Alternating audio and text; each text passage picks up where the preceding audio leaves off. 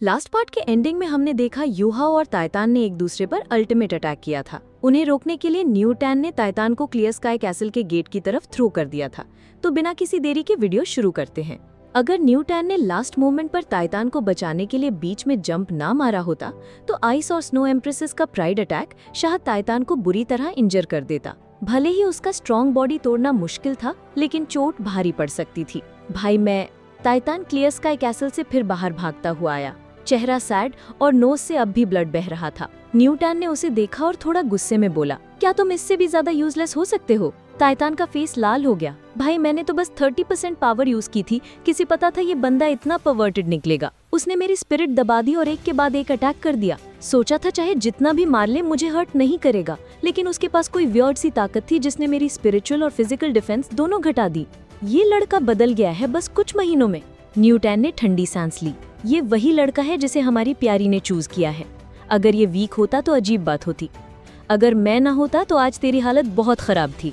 इतना कहकर उसने इशारा किया और यूहाओ बिना अपनी ऑरा दिखाए धीरे से उसके पास आकर उसकी बाहों में आ गया। न्यू टैन यूहाओ को उठाकर वापस क्लियर स्काई कैसल के अंदर चला गया। जब यूहाओ को होश आया तो पूरे बॉडी में नीडल जैसी दर्द की लहर दौड़ रही थी। हेड तो ठीक था और स्पिरिचुअल पावर भी ज्यादा नहीं घटी थी, लेकिन सोल पावर पूरी तरह खत्म हो चुकी थी क्योंकि लास्ट मोमेंट में उसने अपनी पूरी ताकत झोंक दी थी।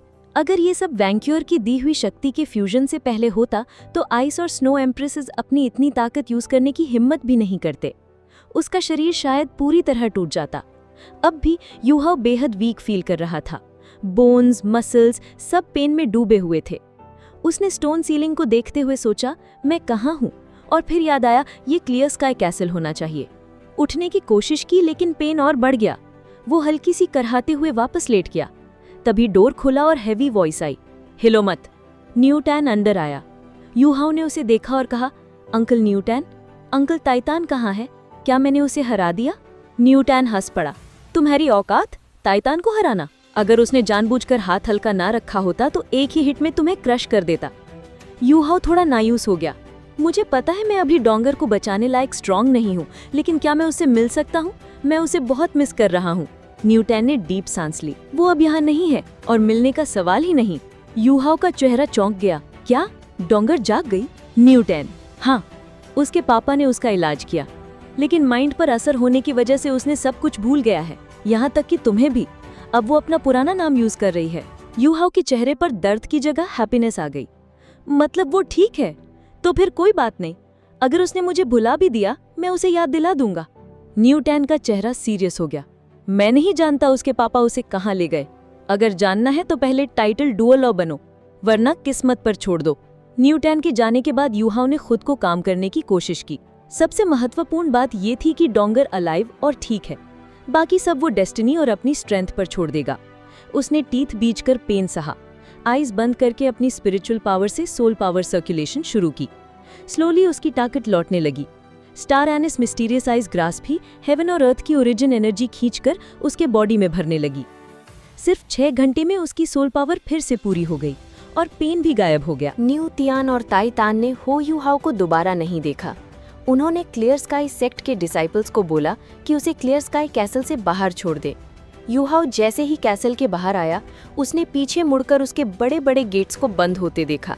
उसने एक डीप सांस ली और मन ही मन कसम खाई, जब मैं अगली बार यहाँ लौटूंगा तब मैं टाइटल डोलुओं की ताकत के साथ लौटूंगा, और सबसे अच्छा होगा अगर उस टाइम मैं डोंगर को भी साथ ला सकूं। वो जमीन पर पैर मारकर सीधा क्लियर स्काई पीक से नीचे कूद गया। पहाड़ की दीवारों से टकराकर उछलते कूदते वो तेजी से नीचे उतरा। क्लाउड्स के बीच से गिरते हुए उसने अपना flying type soul tool activate किया, सोल पावर चलाई और एक तेज रोशनी की तरह दूर गुम हो गया। कैसल के अंदर सबसे ऊपरी कमरे की खिड़की से न्यू तियान और टाइतान ने उसे जाते हुए देखा। दोनों के एक्सप्रेशंस अलग थे। टाइतान थोड़ा उदास दिख रहा था, शायद अभी भी यूहाओ से हुई फाइट के असर में था। धीरे से बोला, जिंदगी ने इस लड़के को बहुत टफ बना दिया है, लेकिन इस बार उसका दिल पहले से ज्यादा स्ट्रॉन्ग और सॉलिड है। न्यू तियान के चेहरे पर साफ एडमिरेशन थी। हाँ, इतनी कम उम्र में इस लेवल तक पहुंचना आसान नहीं है। उम्मीद है वो जल्दी उस शख्स की एक्सपेक्टेशंस पूरी कर पाएगा। सच कहूं तो मैं इसे ऐसे तकलीफ झेलते हुए देख नहीं सकता। डोंगर, मेरा मतलब हमारी छोटी फीनिक्स। सोच रहा हूँ वो अभी कैसी होगी। काश वो दोनों बाहर कहीं मिल पाते। ताइतान ने हल्की इरिटेशन से कहा, वो आदमी सच में बड़ा रूथलेस है, लोगों को तड़पाना अच्छे से जानता है। लेकिन क्या तुम्हें लगता है हमारी बहन को ये सब पता है? न्यूतियान हंस पड़ा। अगर उसने उसे बता दिया तो वही अजीब होगा, लेकिन मैं उसे समझ सकता हूँ। जब कोई आदमी अपनी सबसे प्यारी बेटी को किसी और के साथ देखता है तो उसका मूड अच्छा कैसे रह सकता है। क्लियर स्काई सेक्ट से निकलने के बाद हो यूहाओ सीधा श्रेक अकेडमी नहीं गया। उसके मन में इस टाइम बहुत सी इमोशंस थी। सिर्फ ये नहीं कि उसे डोंगर की ठीक होने की गुड न्यूज़ मिली, बल्कि इस बात का भी जो वो अब करने जा रहा था।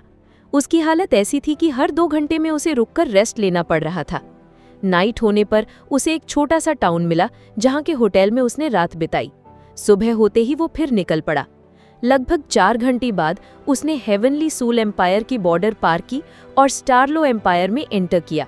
उसका सीधा टारगेट था स्टारलो एम्पायर की कैपिटल स्टारलो सिटी। दोपहर होते होते सिटी सामने दिखने लगी। यूहाओ ने उड़ान कम की और जमीन पर उतर आया। स्टारलो सिटी की एयर डिफेंस बहुत स्ट्रिक्ट थी। 50 किलोमीटर की एरिया में अगर वो ऊपर उड़ता तो प्रॉब्लम हो सकती थी, इसलिए उसने पहले ही उतरने का फैसला किया। वैसे भी उसका असली मकसद स्टारलो सिटी में घुसना नहीं था। उसने एक आइसोलेटेड जगह ढूंढी जहां कोई नहीं था।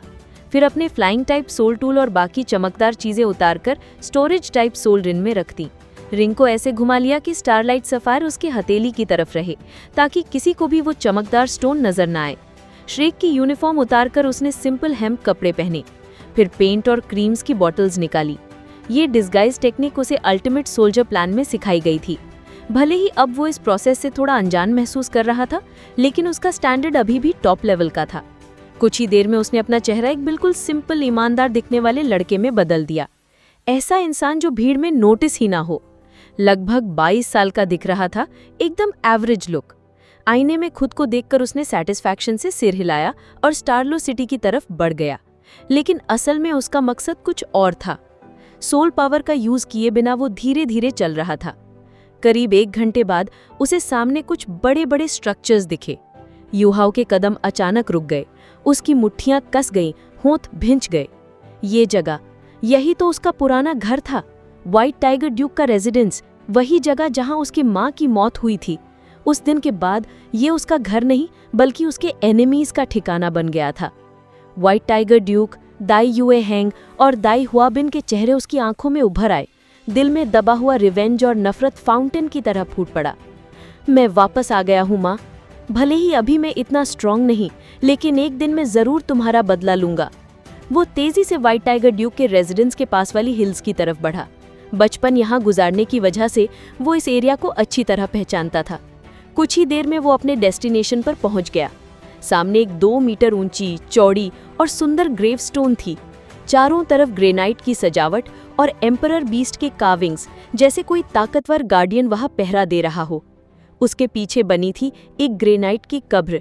यूहाओ की आंखें भर आईं। वो तेजी से आगे बढ़ा और ग्रेवस्टोन पर लिखे वर्ड्स पढ़े। मेरी पत्नी हुओ युन की कब्र। नीचे खुदा था दाई हाउ का नाम।